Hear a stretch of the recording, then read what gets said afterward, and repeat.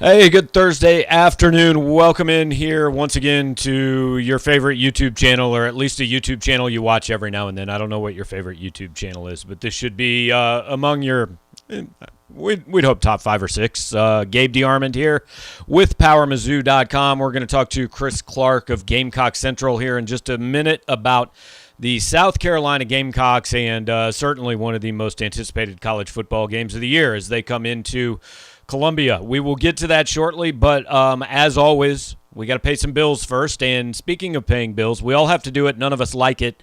But if you work with Stuart Eastman and Edward Jones, they can make it a little less painful.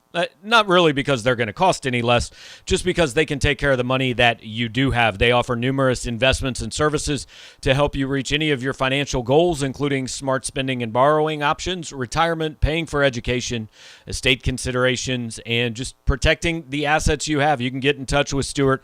They're at 573-817-3108, or you can find your financial assistant at edwardjones.com. If you forget any of that information or you just didn't pay attention to me for the first week, Stuart's logo is going to be on the screen throughout this whole show, so hopefully you can look up and find it there. And now on the screen is Chris Clark from Gamecock Central. And Chris, the most important thing, man, I mean, it's the Mayor's Cup. It's the biggest trophy in college football. It's that time of year again. Yeah, it is, man. Actually, I don't know if any guys have talked about the Mayor's Cup over there. There were some, I can't remember if it was A&M or Missouri, maybe even both. Some of the coaches didn't really seem to know that there was a trophy involved. Right. I think there's one for the A&M game. The only trophy-related memory that I have was that 2013 game where Connor Shaw came off the bench, led them to the victory after they were down 17-0. And there's that kind of shot of him holding that trophy. Other than that, not exactly, the most prestigious trophy in the world, but nonetheless, hey, it's an important game for both these teams, I would say still. Yeah, I honestly had forgotten there was a trophy until Eli Drinkwitz said earlier this week, hey, there's a trophy on the line. And I don't know if he said that like seriously or kind of mockingly or whatever, but no, you're right. It is a big game. Certainly Missouri has to have this one almost to get bowl eligible, I think. I mean, they're 4-5. They've got Florida and Arkansas left.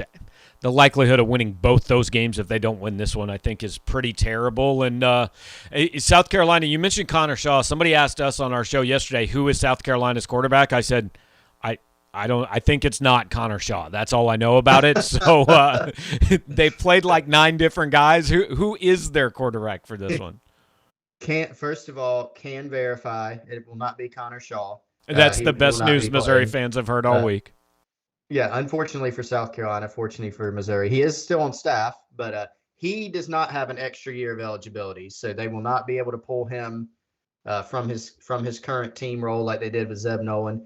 No, you're right. Beginning of the year, it was Luke Doty. He got injured in preseason, so he missed game 1.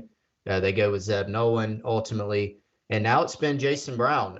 Zeb Nolan was banged up in the Texas A&M game. He had a small meniscus procedure.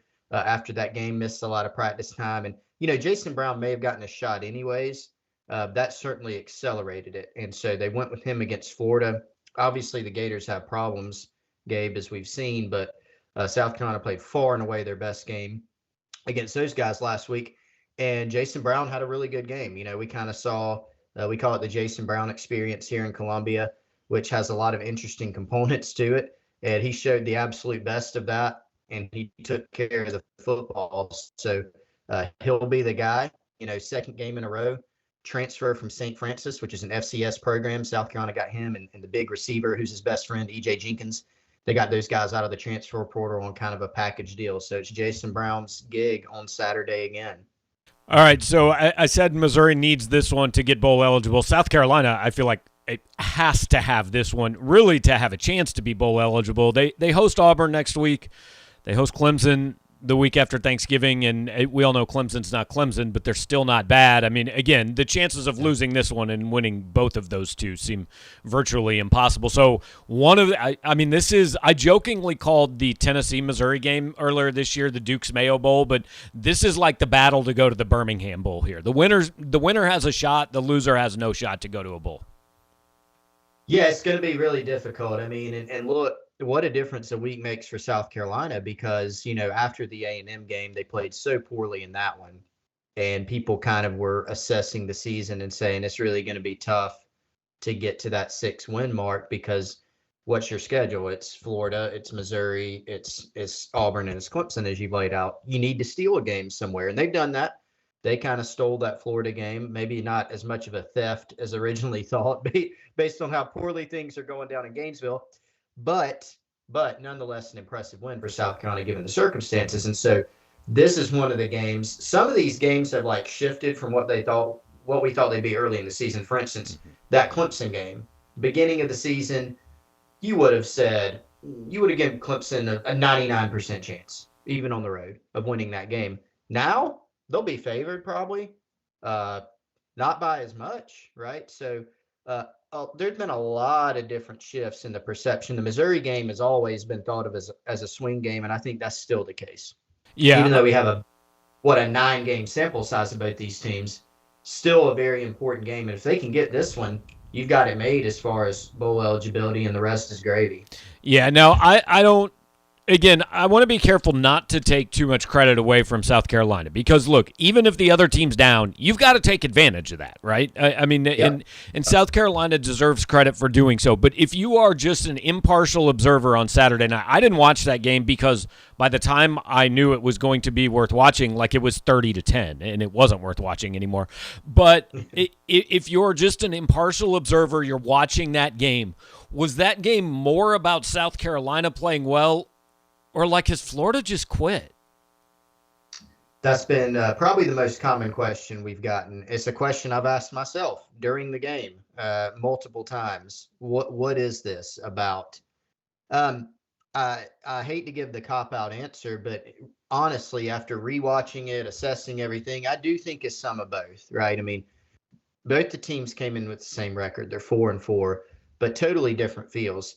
South Carolina, and I think actually Shane Beamer and his staff deserve a lot of credit for this. Even in games where they were getting blown out, Tennessee, A&M, the team didn't quit. You never looked at the team and said, they've lost the locker room. There's an effort problem.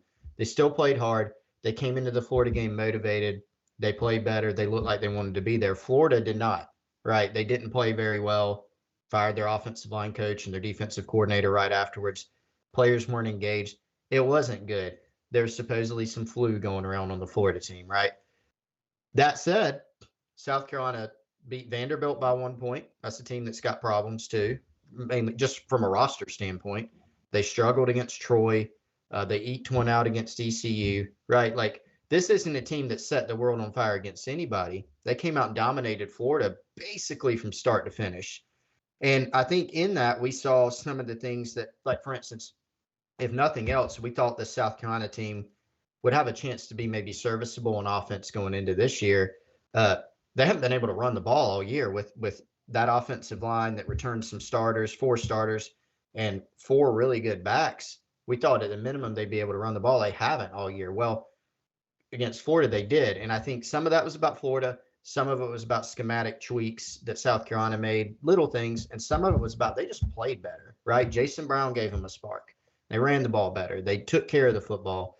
I think it was some of both. And so the key for them is, can they put together back-to-back weeks? Can they go to a Missouri team that, while they've, in my mind, improved defensively, can they go out and run the football again? Can they put together back-to-back performances? That there's one guarantee in SEC football: Dan Mullen will always have a reason it wasn't his fault. Damn flu really hurt Florida in that game. Yeah.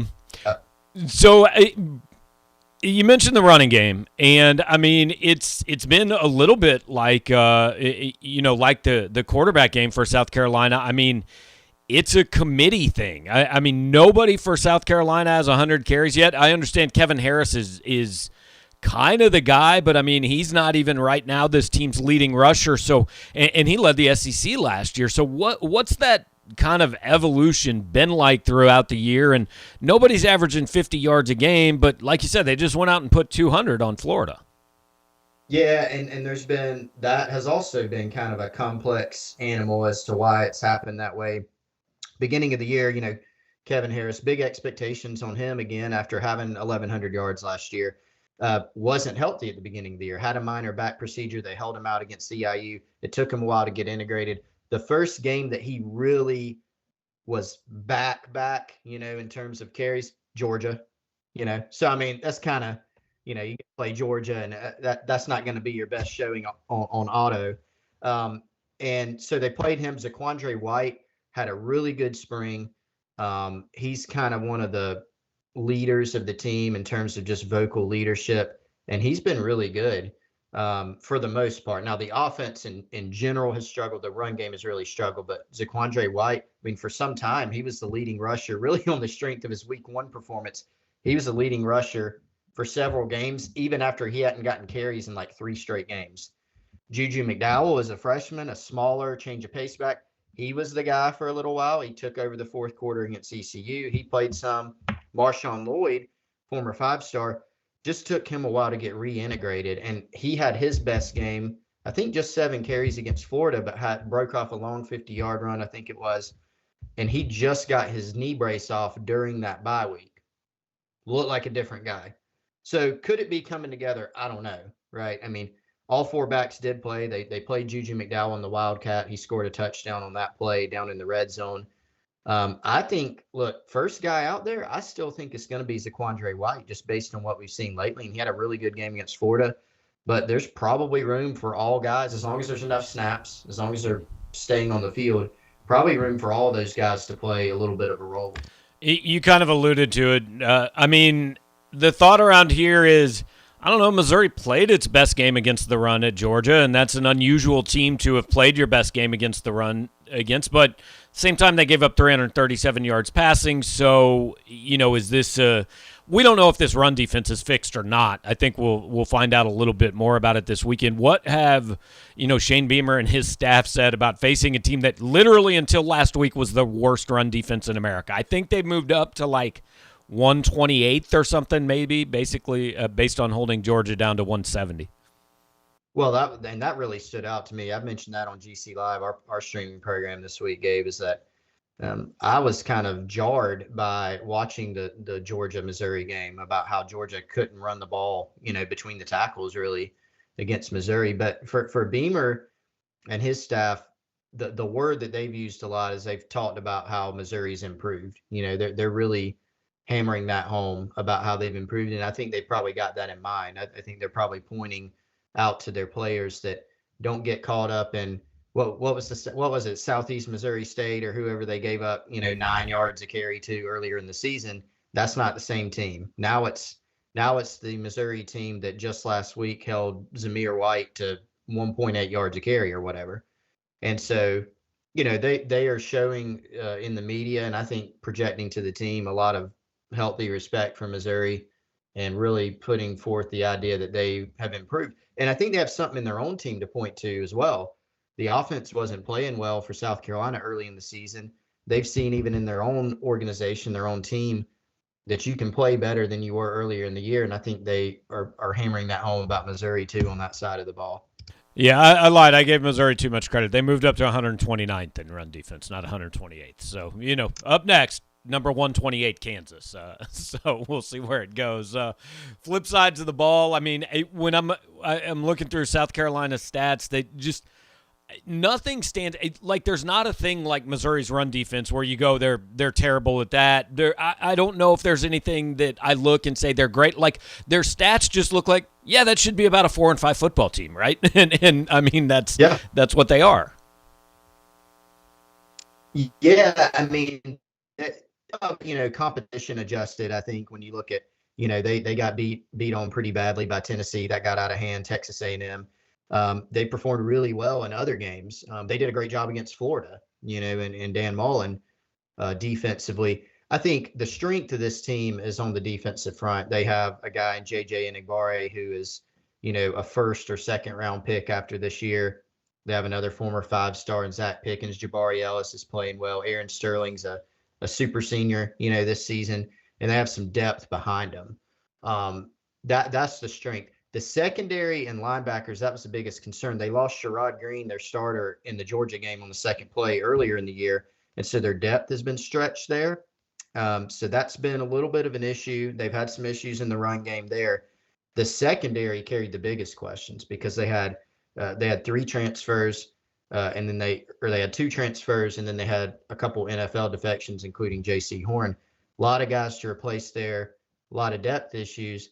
They have pieced that one together under the circumstances, I think about as well as you could hope for. Jalen Foster's gone from a former walk-on to, a Thorpe Award semifinalist. So he's done a really good job too. I think that there's been progress there. Shane Beamer talks a lot about maximizing. Like he said, what are your expectations for this team? We want to maximize what this team could be. Offensively, they hadn't done that until last week. Special teams, they've been very good. Sometimes the number 1 ranked special teams in the country. Defensively, I don't know if they've totally, completely maximized it because some of their rough performances, but they've come close. And so this is a team that they've still struggled against the run some. They've still given up explosive plays, but they've been solid for the most part. And they've done pretty well in the takeaway department as well. Yeah, Shane Beamer. By the way, I want to hear the first coach that says, "What are your expectations?" I'd really like to minimize what we can be. I'd like to hit the low end of what I see. Yeah. But no, yeah. Shane Beamer, I was talking to somebody else that covers Missouri, and I've had this impression all year, and he just said, look, I don't know if he's a great coach or not, but he just seems like a really normal dude. Like a pretty likable guy that has a reasonable outlook, which is not necessarily something we get to cover a lot. Yeah, no, it's very true. He's a different kind of guy. You hear that sometimes as like a buzzword about a coach, but he's got a little bit more of an edge, I think, than sometimes he even portrays publicly. He's a very positive guy, though, which I think this team needed after last year. Just didn't go well. So he's been overwhelmingly positive, both publicly and even behind the scenes. He understands media. He understands branding. He understands getting out in the community. He does those things, and he's on social media a lot. So he's kind of got his way that he wants to go about doing things, and a lot of it is about connectivity and love and those things like that. And culture, every coach talks about culture. The buzzword, it's annoying. With Beamer, I've got to say, I think some of the stuff, and you hear this from people around the program, like there is a real aspect to it. He is a pretty genuine guy, I think. That's what people walk away with. And I think that's also evident by the way that, the record's not there in year 1. But by the way, the team has continued to respond and continued to play hard. And then they get a result last week in the form of beating Florida. Yeah, I did see on Twitter earlier this week, and I think I forget, but I think it was one of his kids. He was like, his kid asked him not to ruin his birthday by losing to Florida, or maybe his wife's birthday or something like that. I thought that was pretty good. Well, and Beamer's son, Hunter, I think he's 8, and this guy is a handful, man. I mean, he's around a lot, running around all the prospect camps. He's out there every day running around, sweating. And there was another one from earlier this year where it was before the season, I think, and Beamer was telling the story. He said, Hunter came up to me and he was like, Dad, he's like, what, buddy? He's like, try not to get fired this year. So he gives him a hard time, man. He's like an 11th coach out there or something, or a 12th coach out there. That's awesome. Speaking of South Carolina coaches doing things on social media, look, I am a huge Frank Martin fan. I have said that forever. I love the fact that he just went out and told a fan basically to shut up and quit being a clown. That's my favorite thing that I've seen. And I know it's probably stupid and he shouldn't do it, but I still think it was awesome. He does that a lot, actually. He'll go through some little spurts where he'll call some people out. We kind of have a little joke about it here in Columbia in the media where, I mean, if you come sideways at Frank on social media, you better be ready to receive a response and a lot of times to get embarrassed because he will come at it with some ammo. Look, I know Missouri started basketball season Tuesday night. I mean, what's that look like in South Carolina this year? Are there expectations, or are they just kind of in the middle of this big slog in the SEC where I think Missouri is and I think a number of teams are? Yeah, that's the thing, man. Like, who emerges from that slog? I think in terms of the fan base and the expectations, it's kind of a wait and see for a couple reasons. Number one, just how some of the past years have gone. We really thought in the offseason there might be a new regime. But Frank is back. he's re-energized. It's been really interesting to watch. And he's got a team that's so new, it's hard to even put expectations on it. 3 new freshmen, a bunch of transfers. I think they have 9 new guys or something like that. A lot of defections of the offseason, a lot of guys brought in. But he's got an interesting group, and it's kind of like a Frank Martin team. Like when you think about a Frank Martin team, this is kind of it. Like guys that hustle, they play defense, they have some different skill sets. A guy like Eric Stevenson who transferred in, Chico Carter, James Reese from North Texas. They made a run last year. AJ Wilson. He's got a lot of interesting guys. And so I think there's some cautious optimism. Fans, I think, want them to get through this first part of the season before conference play without like dropping a game to Ryder or something. Ryder may be like a Sweet 16 team. I don't know, but I know they play Ryder. Not, but you never can tell. Right. Well, that's typically in the past few years, there have been like a couple or a handful of losses that are just totally inexplicable. That's kind of haunted this team, and so I think that's what people want to see. But they've only had one exhibition game and one game against USC Upstate. Nobody's going to give them a medal for beating USC Upstate. But when you just watch this team, interesting pieces. So I'd say there's some intrigue around it. And leave it at that. All right, we'll finish up. Last thing, back to the football game. Just I don't love to do predictions because we already do enough predictions places people get mad at us. But South Carolina wins this game if what? Like if you can boil this down to one thing that they've got to do on Saturday, what is it? Well, I would say it's to prey on what has been for most of the season Missouri's weakness, but also most of the season South Carolina's weakness. That's run the football. I get irritated because like every single game you could put up a key to the game and say, run the ball, stop the run. But like it is important in this one because we know Missouri struggled. We know South Carolina struggled when they haven't run the ball. So that's kind of one of those something's got to give things. So South Carolina needs to run the ball effectively, and they need to limit turnovers on the road. You're going to have a quarterback making his first SEC road start in Jason Brown. They've had some turnover issues on offense. Do that. And I think they'll have a decent chance to walk away with a road win. All right, well, it's the coveted 3 o'clock SEC Network spot, so we know everybody's going to be watching. But, Chris, appreciate your time, man. We'll let you run and catch up with you later on.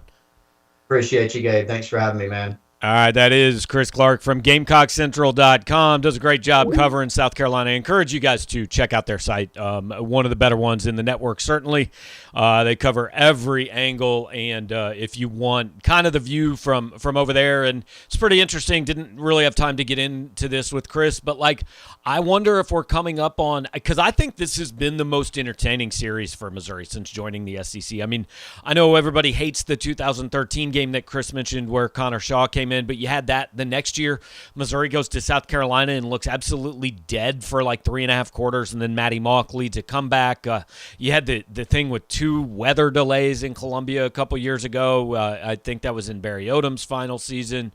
Eli Drinkwitz beats him last year. So there have been a lot of pretty decent games in this series. And now with Texas and Oklahoma coming in, whenever they do, if that's next year, if that's the year after. But I wonder if we're kind of – it just seems like Missouri and South Carolina have gotten a little bit of a rivalry going and a little bit of something interesting. And now we might be back to a point where they're not going to play very much. So I think it'll be kind of interesting to see. And like I said, didn't have a lot of time to get into that with Chris because I wanted to talk more, obviously, about what's going on this week and all that, which is what we do on this show. And South Carolina is, look, this is, the winner of this is probably – 4th in the SEC, 4th or 5th in the SEC East. It's Missouri, South Carolina, Florida, right? Kind of all in that little group now, which is weird. You wouldn't have thought Florida was there, but South Carolina put them there with a huge beatdown. Missouri now gets South Carolina this week and Florida next week in 2 games that, they're really going to determine where Missouri ends up. I think Missouri has to win this to get to a bowl game because I think they can beat Florida. And I think individually they can beat Arkansas.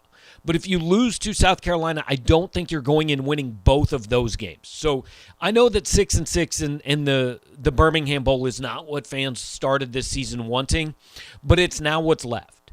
And if you're going to get there, that makes Saturday at 3 o'clock, I think, a must-win game for Missouri against South Carolina. And it's been a good series. It's been competitive. I think this will be competitive. The line was 3 last I looked. I'm not sure where it's at right now, but it'll be interesting to see what happens on Saturday because I do think these are 2 teams in pretty similar spots with new coaches, obviously Drinkwitz's second year and Beamer's first, but with new coaches trying to build things up and kind of rise above into that upper half of the SEC East over the next couple years, and obviously one will have a lot to say about whether the other one gets there or not. So appreciate Chris Clark taking some time to hang out with us. Appreciate if you guys are watching live, just hit the like button, hit the subscribe button before you leave. If you're listening on the podcast that I'll put up as soon as this is over, we ask you to leave us a nice review, to say some kind words, to maybe give us 5 stars, all those type of things that do help spread the word about what we're doing. We've done this now. I mean, we are in